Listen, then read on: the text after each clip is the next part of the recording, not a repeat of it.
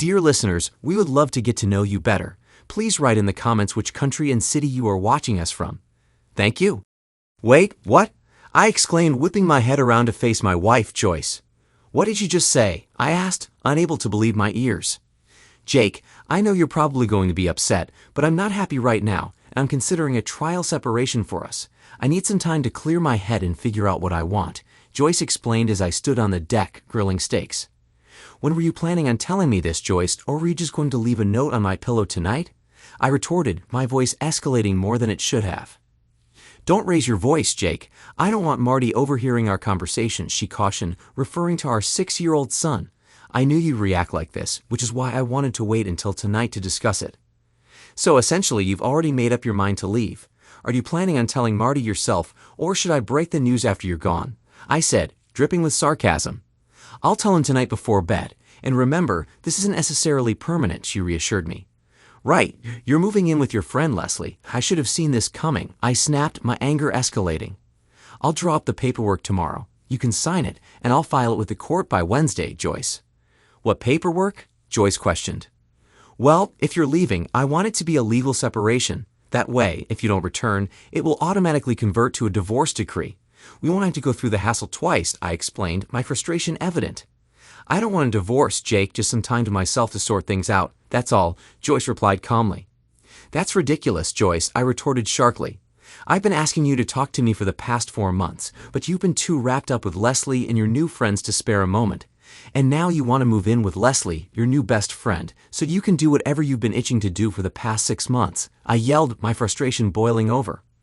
Well, you're not going to do it with my blessing, and I refuse to stand by and be made a fool of by you or anyone else, I said, slamming the grill top down. This wasn't how Joyce had envisioned the conversation going. She knew I would be upset, but she had hoped to persuade me that this could be a growth opportunity for both of us. Instead, it had blown up in her face. Jake, please, Joyce pleaded, but I stormed off in a huff, leaving her alone at the grill. She removed the steaks, placing them on the counter, then went in search of me. She found me upstairs in our bedroom, furiously tossing all of her belongings into the spare room. Take your belongings and get out of here. I had enough, I yelled in frustration. I'll have the divorce papers sent to your office. You can sign them and return them to Michael, the lawyer I've been using for the past 6 years. Don't worry about Marty. I'll take him out for dinner so he doesn't have to witness his mother leaving, I added, grabbing my coat and my son before heading out to the car. Leslie, it's Joyce, she began on the phone, her voice starting to crack. Jake didn't handle it well at all. He's threatening me with divorce. I told you wouldn't take it lightly, but don't worry, he'll come around soon, Leslie reassured her. In a few weeks, he'll be begging for you to come back, and then you'll have the upper hand. I hope you're right, Leslie, because right now he's ready to kick me out and file for divorce, Joyce admitted. I need some time away, but I don't want to end our marriage. I'll come over and help you pack, Leslie offered. The sooner you're on your own, away from him, the sooner you can figure out what you truly want. With Leslie's assistance, Joyce swiftly packed up most of her belongings and left the house before Marty and I returned. I had seen this coming for a while. Joyce and I were both accountants and had met 8 years ago while auditing a company that had gone bankrupt. We were representing different banks with stakes in the failed company. Over the course of the audit, we grew close, enjoying lunches and dinners together every night. By the end of the week, we realized we had developed strong feelings for each other. 4 months after tying the knot, Joyce found herself expecting, and 8 months later, she was deep into a challenging pregnancy. Bedridden for the last 5 months, she gained a significant amount of weight, tipping the scales at almost 250 pounds by the time Marty arrived. Throughout it all, I never uttered a word of complaint. My love for her transcended any physical changes. We were a contented family until one day when Joyce overheard a conversation between 2 of her coworkers. She's so attractive, one remarked. It's a shame she's as large as a house. I wonder if she gets her clothes custom-made at Omar, the tent maker's dress shop, she joked. While they might have found it amusing, Joyce was deeply hurt. In tears, she sought solace in the bathroom where Leslie found her. Are you okay, Joyce? She asked, concerned. Everyone thinks I'm a fat pig, Joyce confessed through sobs. If they only knew how hard I've struggled to lose weight, they wouldn't be so cruel. Listen, all you need is to commit to a good diet and join a gym, Leslie encouraged. You're a beautiful woman underneath all that, but you need to make up your mind and take action. And so Joyce made the decision to change. Given my connection to the gym through my accounting work, we secured a fantastic membership deal and joined the following week. With the gym offering childcare services, we were able to bring Marty with us after work, allowing us both to focus on our fitness goals. Joyce was on a relentless mission, hitting the gym 6 days a week, while I struggled to make it 3 nights. When her efforts didn't yield immediate results, she sought a doctor's help and obtained a prescription for diet pills. Though I wasn't entirely comfortable with it, Joyce was determined to shed the weight. 8 months later, Joyce had transformed, slimming down to a stout 125 pounds. With her newfound confidence, she splurged on a whole new wardrobe, earning compliments from everyone, including her male colleagues. However, the attention she received sparked trouble. At Joyce's company Christmas party, things took a turn for the worse. She wore a revealing dress and found herself the center of attention, particularly from her male coworkers. Reveling in the admiration, Joyce indulged in multiple kisses under the mistletoe, unaware of the hands that roamed freely over her body. Concerned, I intervened, insisting it was time to leave. Reluctantly, Joyce complied, but not without causing a scene. "Joyce, I'm leaving right now. With or without you," I finally asserted, sensing her anger. As we made our way home, tensions escalated into a heated argument. "Tonight, you behaved recklessly, letting those men paw at you while you did nothing to stop them," I exclaimed, frustrated by her obliviousness to the situation. "It was just harmless fun, nothing serious," Joyce insisted. "Not from my perspective," I countered. "How would you feel if I were all over some other woman, kissing and groping her?" I questioned, realizing she was too intoxicated to comprehend. That night, Joyce fell ill, fortunately removing her new dress before vomiting. The following morning, she looked worse for wear and apologized, promising it wouldn't recur. Yet it did, just not in my presence. Subsequently, Joyce began frequenting Tony's for girls' night out after work on Wednesdays. Initially, she returned home by 6:30, but as time passed, her outings extended to 7:30 and eventually close to 9 p.m. By then, Marty was asleep and my patience wore thin. In our early marriage, we spent ample time in bed, exploring each other. Now, it seemed a weekly occurrence, if that. One thing was certain. When Joyce returned home on Wednesday nights, she was indisputably in the mood, and tonight was no different. Initially, neither of us had much experience, and we approached intimacy cautiously. Over time, we learned each other's preferences and incorporated new techniques. However, every week when Joyce returned home, she seemed eager to try something novel and adventurous, leaving me to wonder where she got such ideas. We had a great time in bed that day. "Dan, I really needed that," she told me. "But I think I'm going to be sore for a week," she added with a laugh, rolling over onto her back. I moved closer, kissed her on the lips, and expressed my happiness at being married to her. It had been like that before until this week. Upon returning home after dinner with Marty, I found the house empty. "That woman Leslie," I muttered to myself. Ever since Joyce shed those pounds, Leslie's been pushing her into all sorts of things. No wonder her husband left her. She's nothing but trouble, and now she's influencing my wife too. I got Marty ready for bed, tucked him in, and read him a story. When he asked about his mother, I simply told him, "Mommy's away visiting and will be back in a couple of days," though I didn't believe it myself. Heading downstairs, I dialed my mom and filled her in. "Mom, can you look after Marty during the day until I find a permanent solution?" I requested. "Honey, Joyce will snap out of it and be back by the end of the week." "You know her. She can't bear to be away from Marty for long," Mom reassured me. "I'll be there before you leave for work to watch him." I hoped she was right, but deep down, I wasn't as confident as my mom. On Monday, I contacted Michael and told him that Joyce had left me. "I want to make sure I have full protection, including permanent custody of Marty. I want the agreement to clearly state that if either of us does something that a married spouse should not do, the other will get 65% of the entire estate. I think she wants to cheat on me, and I want to confirm that," I told Michael. "I want the agreement to last 60 days, after which it will become a divorce decree. And can you do that by tomorrow?" I asked. "Isn't this a bit premature, Jake? She just left, and you're already considering divorce papers," Michael questioned. "Joyce has likely been planning this for some time, and perhaps this will make her reconsider. If not, I can't risk losing everything I've worked for just because she wants to explore an affair," I explained. "All right, Jake, I'll handle it today and arrange for her to be served at work tomorrow. Anything else?" Michael asked. "Nothing else comes to mind at the moment. I just need to make it clear to her what's at stake. Also, Michael, I'll need 2 other agreements drawn up, but those can wait. I'll fax you the details later this week," I concluded. The following Tuesday, Joyce arrived at work feeling somewhat down.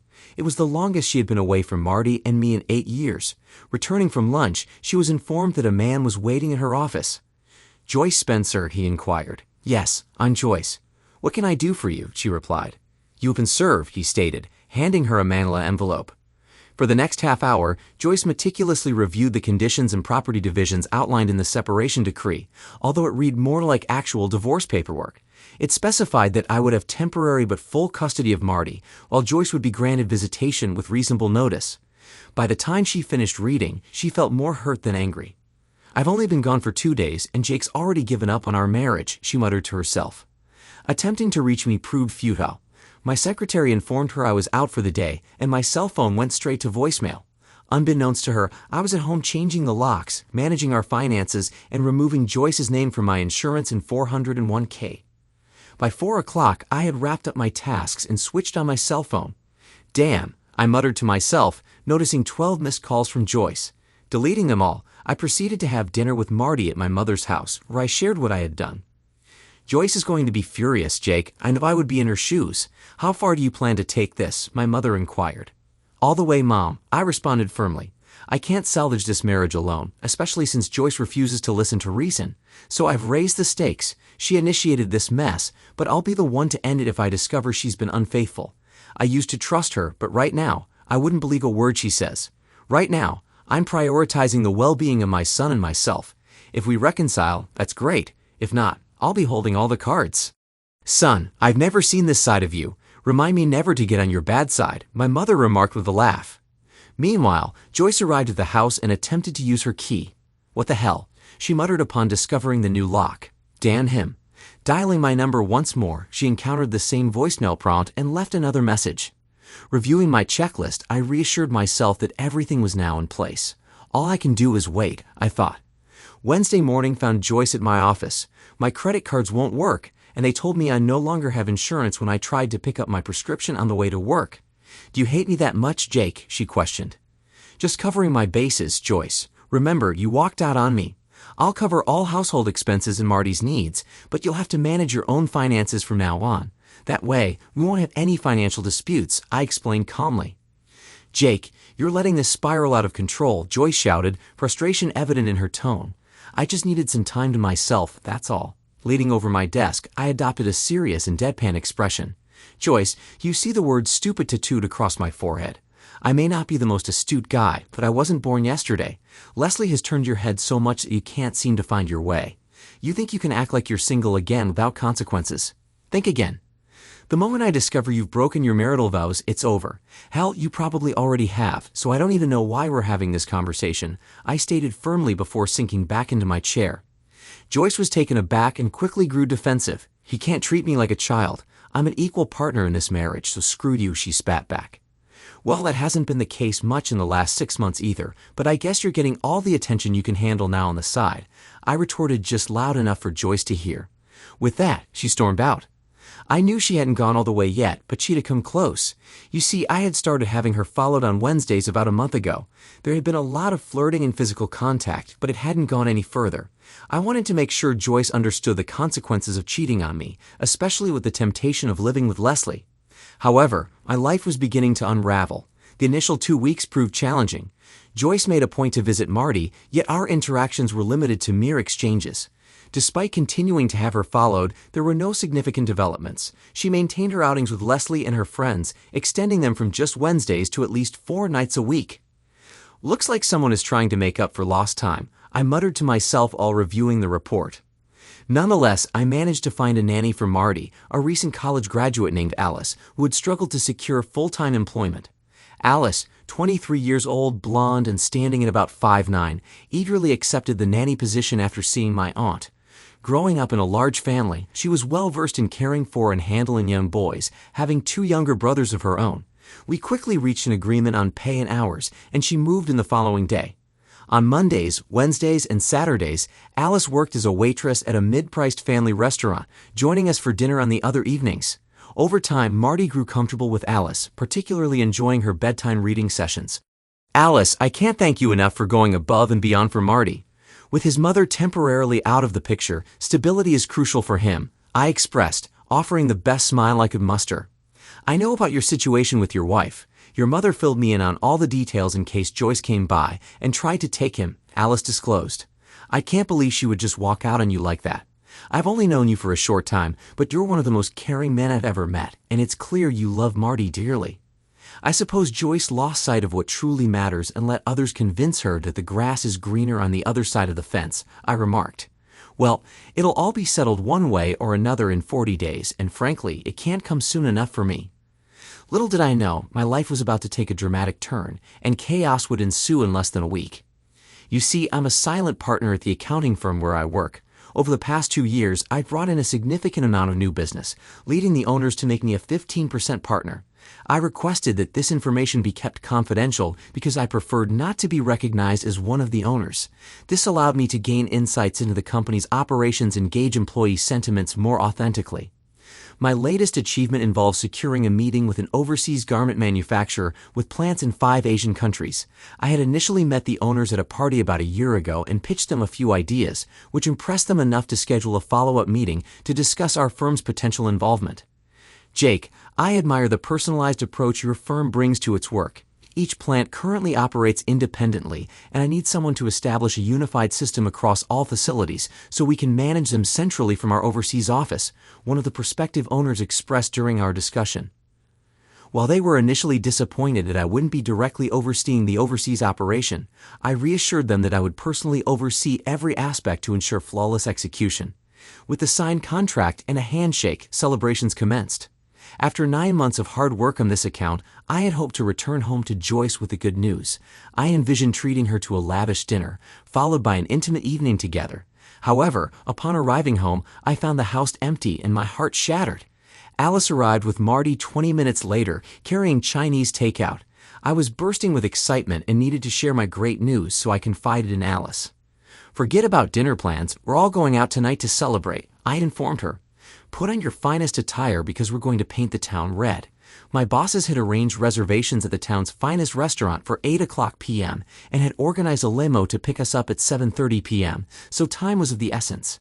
After shaving, showering, and dressing up, I decided to assist Alice in getting Marty ready, allowing her more time to prepare. By 7:15 p.m., both Marty and I were dressed and eager to go. That's when I spotted Alice descending the stairs. "I hope you don't mind. I didn't have anything fancy to wear, so I found one of your wife's dresses that sort of fits," she explained, slightly self-conscious. The dress hugged her figure like a glove but was a tad short due to her taller stature. "Do you think it looks okay?" "You look stunning, Alice," I responded, my eyes widening in admiration as the doorbell chimed. With that, the 3 of us embarked on our journey, boarding a waiting limousine just as Joyce happened to be driving down our street. "What in the world?" Joyce muttered in disbelief as she observed them piling into the stretched limo. "I wonder what's happening," she pondered, deciding to follow them. Upon witnessing them enter the restaurant, she seethed with anger. "That jerk. He claims we can't afford to dine at such an establishment, that he's treating them to a lavish night out. And who on earth is wearing my dress?" The evening turned out to be wonderful. I was the center of attention, and we indulged in sumptuous food and drinks. Eventually, Alice informed me that it was time to depart as Marty was growing tired, well past his bedtime. "You're absolutely right. We should head home before Marty becomes impossible to wake up for school tomorrow." I expressed my gratitude to everyone for the dinner, but as they shook my hand, their gazes seemed to linger on Alice, not just the men. Alice looked stunning tonight, and I couldn't help but notice the envious glances from the other women. They must have heard the tale of Joyce's departure to find herself, and now they were convinced that I wasted no time in finding a replacement. The ride home was silent as Marty drifted off to sleep as soon as we entered the limo. I carried him upstairs, tucked him in, and planted a kiss on his forehead before bidding him good night. Descending back downstairs, still clad in my tuxedo, I found Alice savoring a glass of wine at the kitchen table. "I want to thank you for tonight. You didn't have to take me along," she said with a warm smile. "How could I have left you here alone tonight? Besides, I genuinely enjoy your company, Alice," I replied, pouring myself a glass of wine. "I hope it wasn't too dull for you being surrounded by a bunch of accountants." "On the contrary, I found it quite fascinating. I never realized how interesting your job is, and everyone seems to hold you in high regard, myself included," she said with a hint of a smile. "You made me feel like part of your family, even though I'm just a nanny." As much as I desired to have Alice in my bedroom, I reminded myself that I was still married and committed to remaining faithful to Joyce. Tonight was indeed magical, and I have certain thoughts swirling in my mind about what I'd like to do, but unfortunately, it's not going to happen tonight, I admitted. Perhaps if circumstances were different, but they're not. So I'll settle for a cold shower and an early night, I told Alice, planting a kiss on her cheek as she hugged me. At 2 in the morning, I felt Alice slip into my bed beside me. Her warmth signaled her nakedness, and before I could speak, she gently placed a finger on my lips. "I know we can't do anything tonight. I just want to be close to you. That's all," she whispered as she spooned me. The next morning, I woke to find myself alone in bed. Downstairs, Alice was dressed and cooking breakfast for the three of us, and not a word was exchanged between us. Meanwhile, Joyce was furious. "Here I am, trying to figure out my life with Jake, and he's already replaced me with some floozy," she raged, slamming her hand on the desk. Her mistake was confiding in Leslie, who encouraged her to celebrate her newfound freedom. Despite her reluctance to party, she joined Leslie at Tony's, where they encountered a group of handsome men vying for their attention. While most of their group left after a few drinks, Joyce and Leslie remained. One of the men caught Leslie's interest, while Joyce found herself drawn to another. He was attractive, with a physique akin to a Greek god, and the chemistry between them was palpable. As they danced, his hands explored her body, and despite her inner conflict, Joyce didn't resist his advances. She allowed him to kiss her and lead her to a secluded corner of the dance floor, where things escalated further. However, she failed to stop him when his hands wandered up her dress, a decision she would soon regret, especially as she discovered that Jake had hired a private investigator to document the entire encounter. The four of them ended up at Leslie's place, where Joyce found herself naked and lying on the bed with him. However, in a moment of clarity, she realized she couldn't go through with it. "I can't do this. I'm still married, and despite everything, I still love my husband," she asserted, disregarding his objections. He left her alone, and Joyce took a cold shower. "I need to get my head and ass together," she resolved the next morning, but events beyond her control were already beginning to reshape her life, and not for the better. On my computer screen, I saw the pictures of Joyce, culminating in the image of the four of them entering Leslie's apartment. I promptly emailed them to my attorney, instructing him to prepare the paperwork, but to hold off until Monday. "I suppose she's made her decision," I said with a heavy heart, as I had hoped to reconcile with Joyce, but it seemed unlikely now. The next day, I informed my bosses that I would personally handle the Asian project. "I need to take some time away to clear my head and sort out my life," I explained. "Can you be ready to leave by the 12th for the project startup?" they asked. "Give me a couple of days to finalize my affairs and arrange for an apartment so I have a place to send my belongings," I requested. "I have a few more conversations to have today, but if all goes as planned, I'll be prepared." That afternoon, I delegated my remaining tasks to my staff, ensuring they were prepared to handle everything in my absence.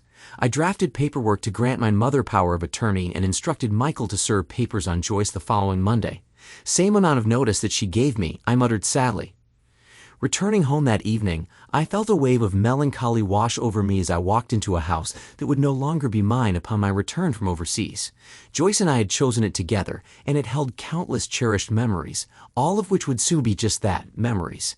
Dinner was unusually quiet, and Alice sensed my somber mood. "Is everything okay, Jake?" she asked tentatively. "It's not you, Alice. I just have a lot on my mind. We'll talk after Marty goes to bed," I assured her. By 10 o'clock, with the house silent, Alice broached the subject. "What's bothering you, Jake?" "If it's about the other night, I'm really sorry, and I promise it won't happen again," she offered earnestly. "It's not about that," I began.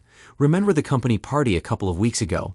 Well, I've decided to handle the overseas work myself, and Marty and I will be leaving early Monday morning," I explained. "And I have an important question for you," I added, noticing tears welling up in Alice's eyes. "Would you like to come with us?" Her expression transformed from sorrow to delight. "Absolutely," she exclaimed, rushing into my embrace. "Do you have an updated passport, Alice?" I inquired. "I had it renewed last year when I went on a cruise with my college friends," she confirmed with a smile. "Then it's settled. You'll need to have everything packed by Saturday because they're shipping out all our belongings ahead of time.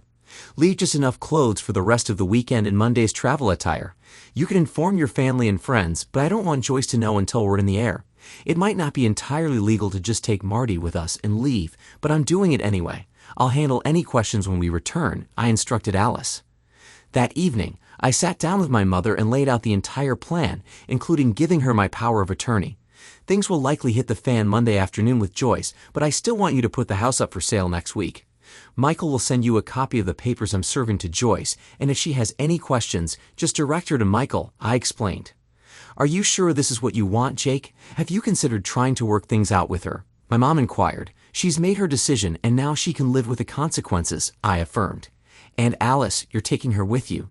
My mom pressed for the final piece of information. I'm not entirely certain where we're headed, but she brings me joy and keeps me grounded. Beyond that, I may have developed genuine feelings for her, and that's all I'm going to disclose. We'll be over Sunday night so you can say goodbye to Marty, I informed her firmly.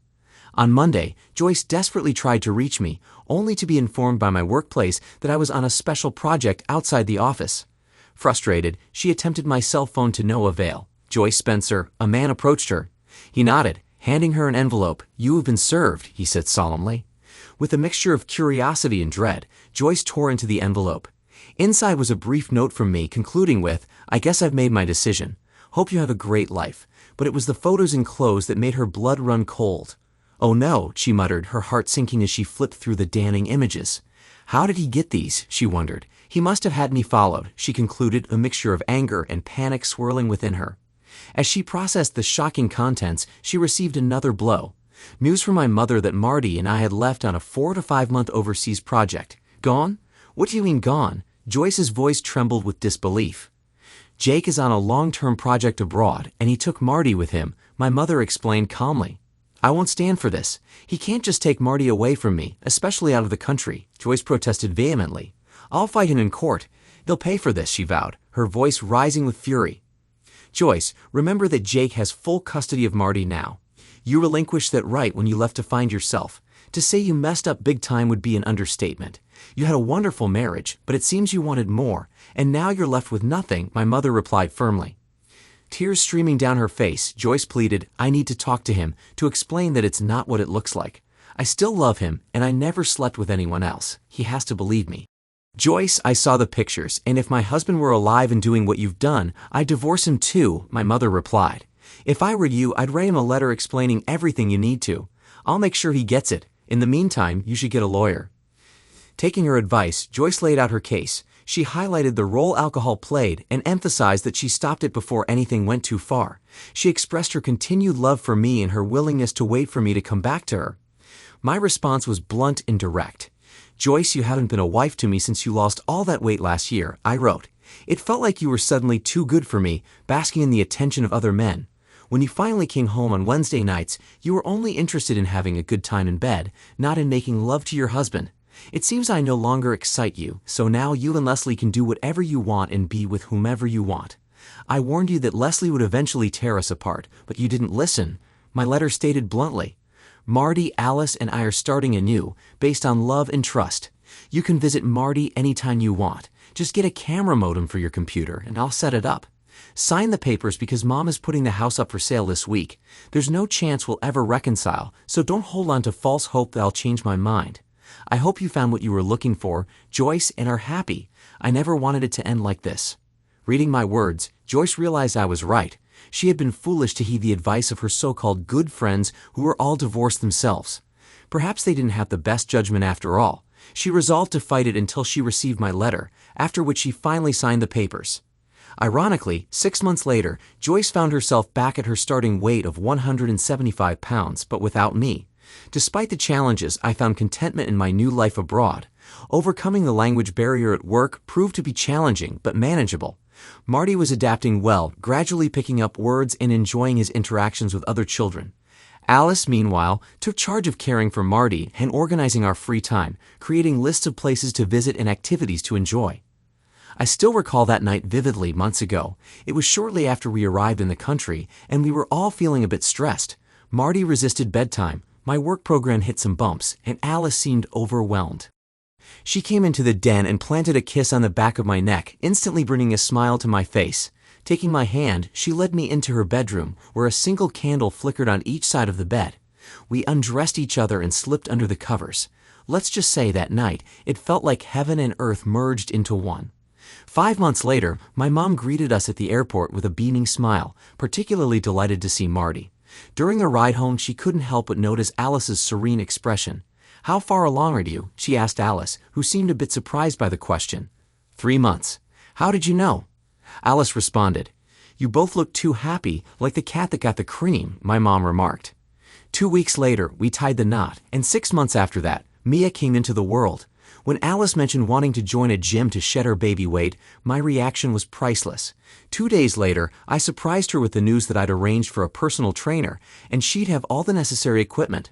No need to go through all that hassle again, I thought to myself, relieved. Thanks to everyone who took the time to listen to today's stories. If you enjoyed it, please consider liking and subscribing if you haven't already. Feel free to share your thoughts on the events in the comments below. Take care.